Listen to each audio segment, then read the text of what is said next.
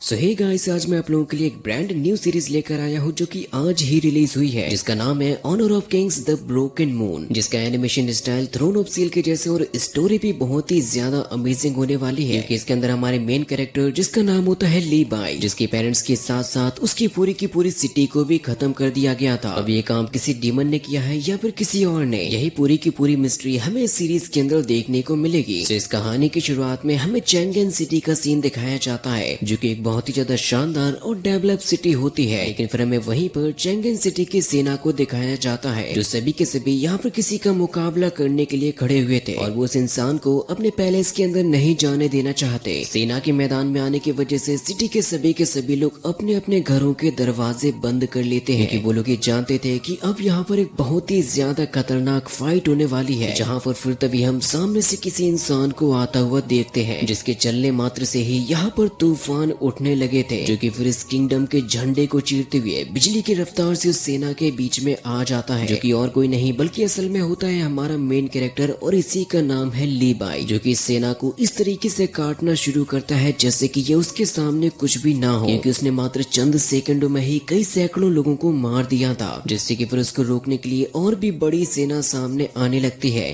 साथ ही यहाँ का मैकेनिज्म भी पैलेस को सेफ रखने के लिए एक्टिवेट कर दिया जाता है। लेकिन लीबाई बहुत ही ज्यादा होशियार है, इसीलिए वो सेना के साथ में लड़ाई ना करते हुए सबसे पहले उस पैलेस के सामने बनी हुई दीवार की तरफ जाने लगता है, जिसको फोड़ते और पार करते हुए फाइनली लीबाई पैलेस के अंदर आ ही जाता है, जिसके दरवाजे को भी उसने एक ही स्लैश के साथ में फोड़ दिया था। इसके बाद फिर वो अपने बढ़ते हुए गुस्से के साथ में आगे बढ़ने लगता है। लेकिन तभी लीबाई की नजर पड़ती है कि यहाँ पर अब उसके सामने उसका मुकाबला करने के लिए कई सारे स्वॉर्ड मैन खड़े हुए हैं, जो कि वाकई में काफी ज्यादा पावरफुल भी है। लेकिन लीबाई की स्ट्रेंथ और स्पीड इतनी ज्यादा होती है कि वो एक एक झटके में उन स्वॉर्ड मैन को भी खत्म करते जा रहा था। मल्टीपल स्वॉर्ड मैन भी मिलकर लीबाई का मुकाबला नहीं कर पाते। लेकिन तभी अचानक से ही लीबाई के ऊपर एक बहुत ही खतरनाक वेपन आकर लगने वाला था, जिसको असल में हिट किया होता है इस डाली टेम्पल के मेन पुलिस ऑफिसर कैरेक्टर ने। लेकिन लीबाई उसको केवल एक ही किक में नॉकआउट कर देता है, जहाँ पर अब तभी एक और बंदा लीबाई पर अटैक करने के लिए आ जाता है, जो कि असल में इस ताइची टेम्पल का मिनिस्टर है और उसका नाम है डी रेंजी। वो लीबाई से कहने लगता है कि गलती से भी ताइची पैलेस में कदम रखने की कोशिश मत करना, वरना इसका अंजाम तुम्हारे लिए बिल्कुल भी अच्छा नहीं होगा। लेकिन लीबाई तुरंत ही अपनी स्वॉर्ड को उठाकर सीधा उसके ऊपर अटैक करने के लिए जाने लगता है और अपनी सुपर फास्ट स्पीड को यूज करते हुए उसको बराबरी की टक्कर दे रहा था। बल्कि वो तो काफी आसानी के साथ में डी रेंजी के अटैक्स को डॉज करता है और उसी को काफी ज्यादा डैमेज भी पहुंचा देता है। लेकिन डी रेंजी अभी तक हार नहीं माना था और साथ ही उसी वक्त वो सिक्योरिटी ऑफिसर भी उस पर अटैक करने के लिए आ जाती है, जिनके साथ में लीबाई फाइट कर ही रहा था कि तभी एक और कैरेक्टर आ जाती है, जिसका असल में हमें नाम बताया जाता है शेंगुआन। जहाँ पर तभी पैलेस के अंदर से आवाज आती है कि शेंगुआन आखिर कौन आ रहा है। तो शेंगुआन बताती है कि ये और कोई नहीं बल्कि असल में है लीबाई, जो कि एक पीएलएस स्वॉर्ड मैन है। लेकिन पता नहीं आज वो अचानक से ही पागल क्यों हो गया, जिसके बारे में समझाने के लिए अब हमें 10 दिन पहले की कहानी को बताया जाता है, जहाँ पर हम इस सिटी में होने वाले एक फेस्टिवल को देखते हैं। आसमान में आधा चांद निकला हुआ था और यहाँ के सभी लोग इस फेस्टिवल को मना रहे थे। सभी के बीच में खुशी का माहौल था और सभी खुशी का आनंद ले रहे थे। नर्तकियां अपना नृत्य कर रही थी और संगीतकार अपने संगीत में मधुर हो चुके थे। साथ ही हमें यहाँ पर रखे हुए और भी कई सारी अच्छी और बहुत ही शानदार इक्विपमेंट्स को भी दिखाया जाता है और कुछ ऐसे मैकेनिज्म भी दिखाए जाते हैं जो कि एकदम ही एक्स्ट्रा ऑर्डिनरी लेवल के थे। जहाँ पर तभी हम देखते हैं शेंगुआन को, जिसके सामने से एक बंदा आ जाता है और उसका नाम होता है लिंगू, जो कि शेंगुआन से ये कह रहा था कि अब हमारी सिटी की किस्मत बहुत ही अच्छी होने वाली है। और साथ ही तभी वहाँ पर एक और स्क्रोल ओपन किया जाता है, जो कि इस सिटी के लोगों के लिए लिखा गया था, जिसमें सभी लोगों को इस फेस्टिवल के लिए इनवाइट किया गया है, ताकि वो सभी के सभी लोग इकट्ठा हों और इस फेस्टिवल को एंजॉय कर सके, उनकी सिटी के ट्रेजर्स को साथ में मिलकर अप्रिशिएट करें। जहाँ पर तभी एक और बंदा लिu जंकी आकर उन लोगों से ये कहने लगता है कि वैसे यहाँ पर जो खाना पीना चलने वाला था वो अभी तक स्टार्ट क्यों नहीं हुआ। तो वे मिस्टर लू क्यों लिu जंकी से ये कहते हैं क्योंकि हमारे भाई लिंगू इंतजार कर रहे हैं लीबाई का, इसी वजह से हम लोगों ने अभी इस उत्सव को शुरू नहीं किया है। तो फिर लिंगू उन लोगों से ये कहते हैं ये जो लीबाई है वो ज्यादा दुनिया के साथ में घुलता मिलता नहीं है, इसीलिए उसके आने और न आने के कुछ न कुछ रीजंस तो होते ही हैं। जैसे कि लिu जंकी शेंगुआन से कहता है कि आपने सुजाको गेट पर जाकर उनको देखा भी है, क्योंकि वहाँ से जो आसमान और चमकता हुआ चांद दिख रहा है वो बहुत ही ज्यादा खूबसूरत है। साथ ही हमें यहाँ पर यह भी पता चलता है कि जो लीबाई है वो एक स्वॉर्ड मैन होने के साथ साथ एक बहुत ही अच्छा पोएट भी है, क्योंकि उसको पोएम्स लिखना बहुत ही ज्यादा पसंद है। लेकिन शेंगुआन ये बताती है कि लेकिन लोगों को ज्यादा उसकी पोयम पसंद नहीं आती। मिस्टर लू क्यों कहते हैं कि हाँ शैंगवान ने एकदम सही कहा, लेकिन तभी वहाँ पर उनसे भी लोगों को आवाज आती है ली बाई की। वो कहता है कि यहाँ पर रखे गए बेल्स, ड्रम्स और डेलिकेसीज इतनी ज्यादा एक्सपेंसिव नहीं है जितना कि मैं सोच रहा था, पर मुझे लग रहा था कि शायद मैं यहाँ पर ना आ पाऊँ, क्योंकि ली बाई ने तो ऑलरेडी हद से ज्यादा चढ़ा कर रखी हुई थी। वो कहता है कि पहले के जमाने में वैसे भी पीने वाले लोगों का ही नाम चलता था। जिसके बाद फिर वो सभी के सामने एक बहुत ही शानदार एंट्री भी मारता है, जिसके पीछे हमेशा की तरह लड़कियां ऑलरेडी पागल रहती हैं। जिसके यहाँ पर आने की वजह से कुछ लोग काफी खुश थे तो कुछ लोग बहुत ही ज्यादा निराश भी थे। तभी मिस्टर लू क्यू ली बाई से ये कहने लगते हैं कि मैंने सुना है कि तुमने सभी लोगों को ये शर्त लगा कर रखी हुई है कि कोई भी तुम्हें पोएम्स में 3 मूव्स में नहीं हरा सकता। अगर ऐसा है बच्चे तो जरा अपना कुछ कारनामा मुझे करके भी दिखाओ। जिससे कि फिर ली बाई एक छोटी सी लकड़ी को तोड़ता है, जिसके ऊपर मिस्टर लू क्यू अपने साथियों के साथ में अटैक करने के लिए जाने लगते हैं। तो ली बाई उन लोगों की तलवार का मुकाबला एक छोटी सी लकड़ी से कर रहा था और वो साथ ही साथ इसमें अपनी पोएम्स को भी सुनाते जाता है, जिससे कि उसको फाइट में हराने के साथ साथ किसी के भी बस की बात नहीं है उसको पोएम्स में भी हराना, क्योंकि उनमें से कोई भी ली बाई के सामने टिक नहीं पाता। जो चीज देख कर लिu जंकी काफी ज्यादा खुश हो जाते हैं। तभी वहाँ पर लिंगू आकर ली बाई से ये कहता है कि वाकई में ली बाई को इस स्वॉर्डमैनशिप और पोएट्री में हराना नामुमकिन है। तभी ली बाई कहता है कि यहाँ पर कुछ रेयर ट्रीजर्स को लाकर क्यों नहीं रखा गया। तो लिंगू कहता है कि ली बाई जरा एक बार इन ट्रीजर्स को तो देख लो, जिनमें से सबसे पहला होता है फ्रेग्रेंट मास वाइन वाला पॉट, जिसकी वाइन का टेस्ट ली बाई को बहुत ही ज्यादा आउटस्टैंडिंग लगता है, लेकिन वो ये भी कह रहा था कि ये एकदम चीनी मिट्टी के बर्तन के जैसा ही है। तभी वो शैंगवान के द्वारा लिखे गए उस स्क्रोल को भी देखता है। वो कहता है कि वाकई में उसकी हैंड राइटिंग बहुत ही ज्यादा अच्छी है, लेकिन वो ये कहता है कि शायद ये जिसने भी लिखा है उसके दिल में डिप्रेशन कूट कूट कर भरी हुई है, जिसको उसने इस स्क्रोल के ऊपर भी उतार दिया, जहाँ पर तभी उसको डिपार्टमेंट ऑफ इलेक्ट्रिसिटी की जुआंग स्वॉर्ड भी दिखाई देती है। उसको थोड़ी बहुत तो अच्छी लग रही थी, इसीलिए लिंगू लीवाई से पूछता है कि क्या आप इसमें इंटरेस्टेड हो। तो लीवाई कहता है कि वाकई में इसकी बनावट तो काफी ज्यादा अच्छी है, लेकिन इसकी धार उतनी नहीं है जितनी की मुझे चाहिए है, इसीलिए फिर वो इस शानदार ट्रीजर को भी डिनाई कर देता है। तभी वो बताने लगता है कि उसने अपने ब्रोकन मून सिटी को क्यों छोड़ा था, क्योंकि वो चैंगन सिटी में आकर यहाँ की मोस्ट ब्यूटीफुल थिंग्स को लेना चाहता है, यहाँ की सबसे पावरफुल स्वॉर्ड को भी पाना चाहता है और साथ ही बहुत ही वंडरफुल पोएम्स को भी लिखना चाहता है। कहता है कि लेकिन हमेशा होता वही है जो कि हम लोग चाहते नहीं है, क्योंकि वैसे तो उसको स्वॉर्डमैन बने हुए काफी लंबा समय हो चुका है, जिसकी वजह से अब उसकी जो पोएम लिखने की एबिलिटी थी वो भी धीरे धीरे कम होने लगी है। साथ ही अब तो उसको आजकल की वाइन्स का टेस्ट भी पहले के जैसा नहीं लगता। तो मिस्टर लिंगू कहते हैं कि लेकिन यहाँ पर एक और बहुत ही ज्यादा रेयर चीज भी है, जो कि तुरंत ही ताली बजाते ही लीबाई के सामने उसको पेश किया जाता है, जिसको असल में कहते हैं एक जेड पॉट। और उसको बनाया क्या है एकदम प्योर कोल्ड जेड से, जिसके अंदर रखी गई वाइन हमेशा ठंडी रहेगी, तो चाहे गर्मी हो या फिर आग ही क्यों ना लगी हो। लीबाई कहता है कि हाँ सच में मैंने आज तक कभी भी ऐसा ट्रीजर नहीं देखा। लिंगू कहता है कि ठीक है, अगर आपको ये पॉट पसंद है तो फिर मैं इस स्वॉर्ड को रख लेता हूँ, क्योंकि वो लीबाई से इस स्वॉर्डमैनशिप के बारे में सीखना चाहता है और वो इसको एक वर्दी फाइट बनाने के लिए उसके पीछे से काफी बड़े ट्रीजर को लाकर रख देता है, जिसके अंदर से कुछ काफी शानदार नर्तकियां बाहर आ चुकी थी। यहाँ तक कि उनके पास में तो हवा में भी चलने की एबिलिटी मौजूद थी। लिंगू बताते हैं कि ये नर्तकियां यहाँ पर the desert land broken moon से आई हैं, जिन्होंने डांसिंग में इल्यूजन्स बनाने में महारत हासिल की हुई है और इन नर्तकियों के डांसिंग के इल्यूजन्स वाकई में बहुत ही ज्यादा शानदार भी होते हैं। कि तभी अचानक से ही लिंगू और लीबाई दोनों ही हवा में फ्लोट करने लगते हैं। लिंगू कहता है कि मैंने खासकर इस चीज को हम दोनों के लिए अरेंज किया है, इससे कि फिर वो दोनों ही यहाँ पर काफी शानदार तरीके से फाइट भी करने लगते हैं, जहाँ पर लिंगू इस बात के बारे में जानता था कि वो कभी भी लीबाई से जीत नहीं पाएगा, लेकिन उन लोगों को सबसे ज्यादा मजा आ रहा था फ्लोटिंग करते हुए फाइट करने में, जिससे कि उन दोनों के बीच का बैटल और भी ज्यादा इंटरेस्टिंग हो जाता है। और हमें देखने को मिलता है कि लिंगू भी कोई कमजोर कैरेक्टर नहीं है, क्योंकि वो भी लीबाई को बराबरी की टक्कर दे रहा था और साथ ही लोगों के चारों तरफ डांस करने वाले इल्यूजन्स भी सभी लोगों का मन मोह रहे थे। लेकिन तभी अचानक से उनमें से एक लड़की का इल्यूजन टूट जाता है, जिससे कि वो काफी तेजी के साथ में नीचे गिरने लगती है, लेकिन उसके नीचे गिरने से पहले उसको पकड़ लेता है लीबाई, जिससे कि वो भारी चोट लगने से बच जाती है, लेकिन अभी भी वो ठीक तरीके से होश में भी नहीं आई थी। तभी वहाँ पर लिंगू आकर लीबाई से ये कहने लगता है कि हम लोगों ने वो आखिरी के शानदार स्ट्रोक्स को तो छोड़ ही दिया। तो लीबाई कहता है कि चिंता मत करो, मैं जाकर उनको संभालता हूँ। इसके बाद फिर वो तुरंत ही यहाँ से उठने वाले इल्यूजन्स को फोड़ने के लिए चला जाता है, जहाँ पर हमें लीबाई की बहुत ही गजब की स्किल्स देखने को मिलती है, जिसकी इस वॉर्ड ने पावरफुल इल्यूजन्स को चंद चुटकियों में ही काट कर रख दिया था। जिसके बाद फिर वो तुरंत ही नीचे आकर सीधा चलते हुए उस लड़की के पास में आ जाता है, जिसका नाम होता है ल्यू यिंग। लीबाई से ये कहने लगती कहती है कि मुझे माफ करना क्योंकि मेरी आईज में कुछ प्रॉब्लम है जिसकी वजह से मुझे दिक्कत हो गई थी। इसी वजह से मैं ठीक तरीके से आपको अपना शो भी नहीं दिखा पाई। लीबाई कहता है कि चिंता मत करो, कभी और तुम मुझे अपना शो दिखा देना। जिससे कि लिu यिंग थोड़ी सी खुश होते हुए लीबाई से कहती है कि बिल्कुल, मैं बहुत ही जल्द आपको एक और नया शो भी दिखाऊंगी। इसके बाद फिर लीबाई उन सभी लड़कियों को रेस्ट करने के लिए भेज देता है। लिंगू कहता है कि भाई लीबाई, तुम ज्यादा चिंता मत करो, मैं सारी की सारी चीजों का इंतजाम कर लूंगा। और फिर वो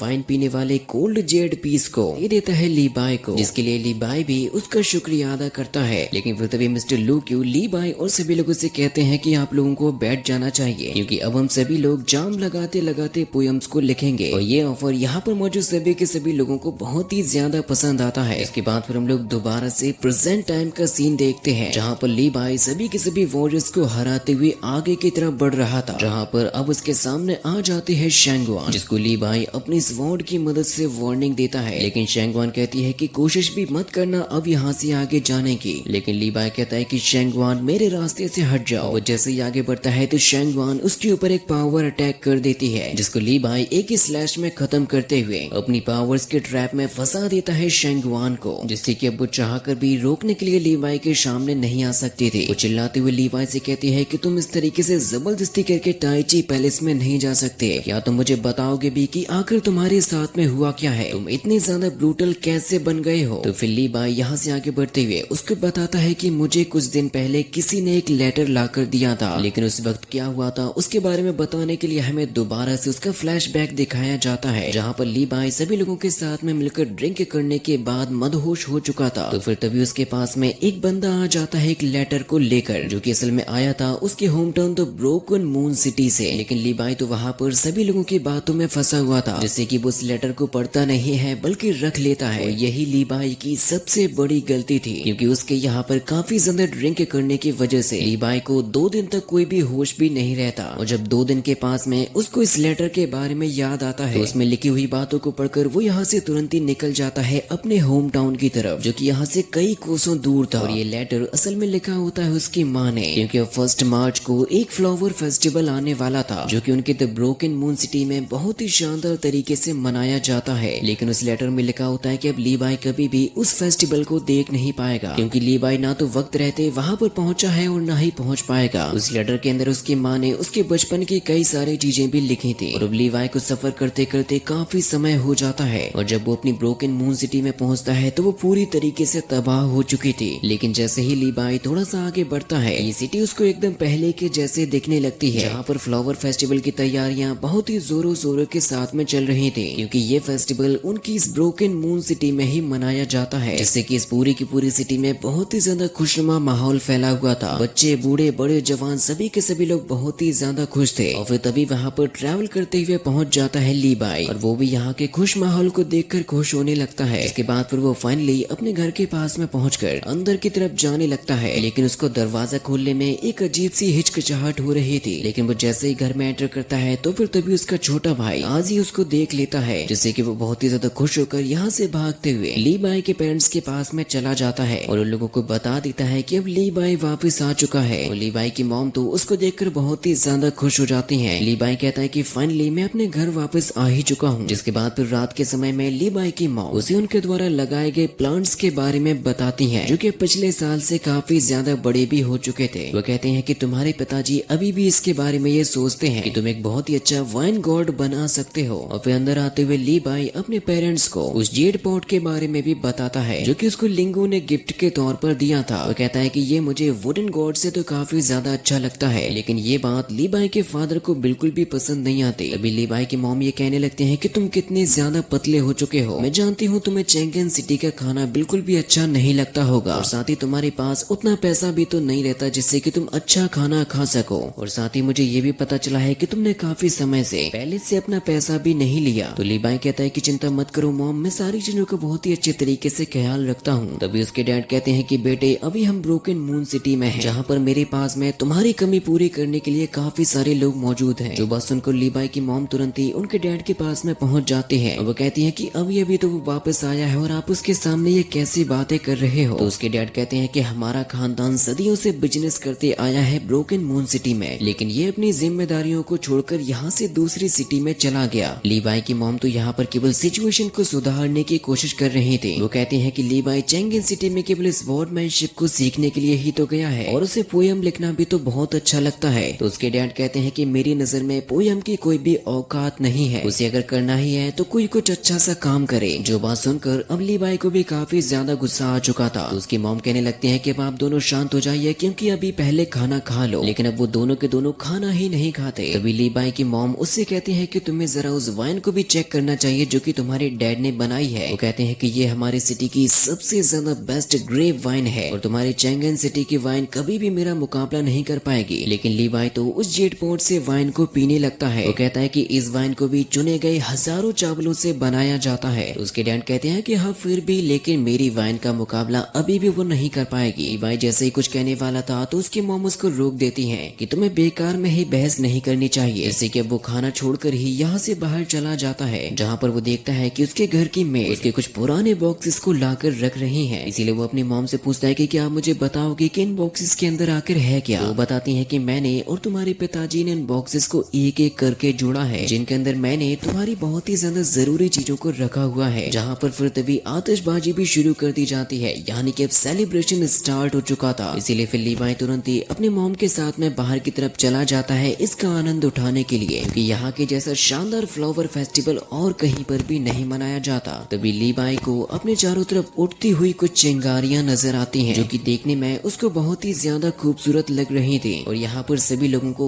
वाइन भी सर्व की जाती है, क्योंकि ये भी इस फेस्टिवल का ही रिवाज है। तभी एक छोटा सा बच्चा अपने फादर से पूछने लगता है कि हम लोग ये क्या कर रहे हैं। तो उसका डैड उसको ये बताता है कि ये हमारे ब्रोकन मून सिटी का सबसे बड़ा फेस्टिवल है, जिसको हम लोग हर साल ही बड़े ही धूमधाम के साथ में मनाते हैं। लेकिन फिर तभी लीवाई को इस बात का रियलाइज होता है कि वो जिस फेस्टिवल को सेलिब्रेट कर रहा है वो तो असल में कल ही खत्म हो गया था। और ये सभी के सभी लोग यहाँ पर इकट्ठा होकर किस फेस्टिवल को मना रहे हैं। जहाँ पर तभी अचानक से उसके हाथ में से वाइन का ग्लास भी छूट जाता है, जिससे कि फिर उसकी आंखों के सामने से एक चिंगारी उठती है। और उसी चिंगारी के साथ में यहाँ पर धीरे धीरे करके सभी के सभी लोग खत्म होने लगते हैं, जैसे कि ये पूरी की पूरी सिटी ऑलरेडी तबाह हो चुकी हो। लीवाई को इस बात का एहसास होता है कि वो बहुत ही तेजी के साथ में नीचे की तरफ गिर रहा है। लीवाई को खुद भी समझ में नहीं आ रहा था कि आखिर वो कर क्या रहा है और उसके साथ में हो क्या रहा है। उसे केवल और केवल अपने पेरेंट्स की ही बातें याद आ रही थी। तो वो इन सारे के सारे मोमेंट्स को याद करता है कि अभी उसके साथ में हुए हैं और ये सारे के सारे उसके केवल इल्यूजन्स ही थे। कि जैसे ही लीवाई की आंख खुलती है वो इस पूरी सिटी को खत्म हुआ पाता है। लेकिन अभी तक लीवाई को ये बात समझ में नहीं आई थी कि ऐसा असल में हुआ कैसे। वो खुद भी ये सोचने लगता है कि अभी कुछ समय पहले तो ये सिटी कुछ और ही तरीके की थी। इसीलिए वो तेजी के साथ में यहाँ से सबसे ऊंची जगह पे जाने लगता है। और यहाँ पर जो उसको नजारा दिखाई देता है वो देखकर उसके पैरों तले जमीन खिसक चुकी थी। ये पूरी की पूरी सिटी खत्म हो चुकी थी और यहाँ पर झंडा डला हुआ होता है चेंगेन सिटी का। और ये चीज देखकर लीवाई को ऐसा लगने लगता है कि ये सब कुछ किया होगा चेंगेन सिटी वालों ने, और उन्हीं लोगों ने मिलकर इस ब्रोकन मून सिटी को जलाकर राख कर दिया। इसीलिए वो इतने ज्यादा गुस्से के साथ में अब एंटर कर चुका है पैलेस के अंदर, जहाँ पर अब लीवाई के सामने बहुत ही बड़ी फौज खड़ी हुई थी। लेकिन उसके दिमाग में केवल उसकी फैमिली और उसकी सिटी के लोगों की चीखें गूंज रही थी। लेकिन तभी अचानक से ये सभी के सभी सिपाही उसके ऊपर हमला कर देते हैं, जहाँ पर लीवाई के केवल एक ही स्लैशिंग अटैक ने उन सभी के सभी लोगों की हालत खराब कर दी थी। और इसी के साथ में ये फर्स्ट एपिसोड यहीं पर ही खत्म हो जाता है। इसका जो सेकंड एपिसोड है उसके अंदर बहुत ही कमाल की स्टोरी और एक्शन देखने को मिलेगा, जो कि बहुत ही जल्द आ जाएगा। इसलिए वीडियो को जल्दी से लाइक भी कर दो।